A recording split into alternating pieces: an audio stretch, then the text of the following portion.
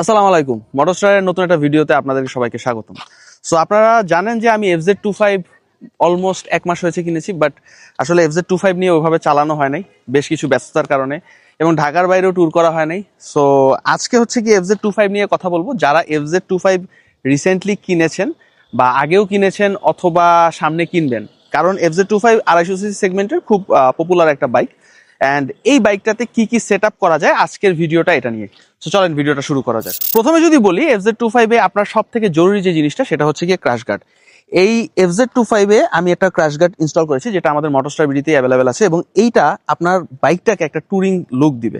দেখেন, এইটা যখন লাগাবেন এটা কিন্তু অনেক বেশি শক্তিশালী এবং আপনার বাইকের কিটটাকে সম্পূর্ণভাবে আপনার সুরক্ষা দিবে এবং বাইকের লুকটাও কিন্তু চেঞ্জ করে ফেলবে।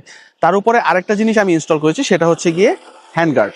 সো আমি একটা কিউইকের হ্যান্ড গার্ড লাগাইছি, যেটার কারণে বাইকটার লুকটা কিন্তু আরো বেশি অ্যাগ্রেসিভ হয়েছে, এবং আমরা যারা ট্যুরিং সেটআপের বাইক পছন্দ করি বা ট্যুরিং লুকের বাইক পছন্দ করি তাদের জন্য কিন্তু এই হ্যান্ড গার্ডটা কিন্তু পারফেক্ট একটা চয়েস।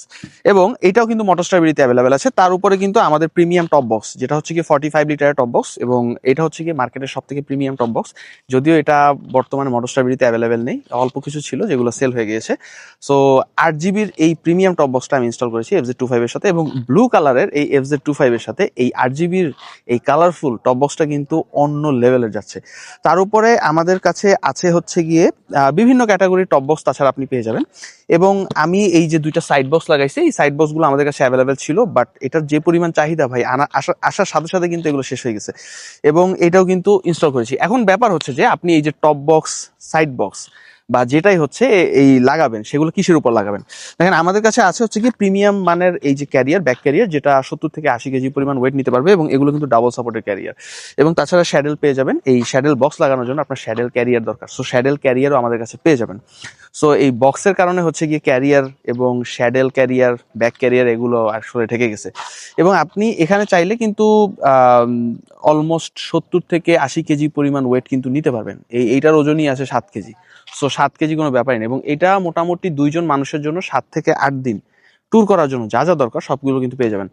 এবং তার উপরে আরেকটা জিনিস আমি FZ25 এ লাগাইছি, এটা আমি সাধারণত যে কোনো বাইকেই লাগাই এই জিনিসটা, সেটা হচ্ছে গিয়ে সিট এয়ারপ্যাড। এই সিট এয়ারপ্যাডটার কারণে কি হবে, আপনি যখন লং ট্যুরে যাবেন তখন কিন্তু আপনার কোমর ব্যথা বা পিঠ ব্যথা এই ধরনের প্রবলেমগুলো কিন্তু কোনোভাবেই হবে না, এবং মানে কিলোমিটার পর কিলোমিটার খুব স্বাচ্ছন্দ্যের সাথে বাইক রাইড করতে পারবেন। এই হচ্ছে গিয়ে FZ25 এর টোটাল সেটআপ। তাছাড়া কিন্তু আমি হচ্ছে গিয়ে এখানে একটা ফুটরেস্ট লাগাইছি, দুই পাশে দুইটা ফুটরেস্ট। সো পিলিয়ন যারা বসবে তাদের পা রাখার জন্য জানি সুবিধা হয়। এবং অনেকেই মনে করে যে সাইড বক্স বা টপ বক্সের জন্য কোনো প্রবলেম হবে কিনা পিলিয়ন বসতে। না, এই ধরনের কোনো প্রবলেমই হবে না যখন আপনি এখানে বসবেন এবং পাটা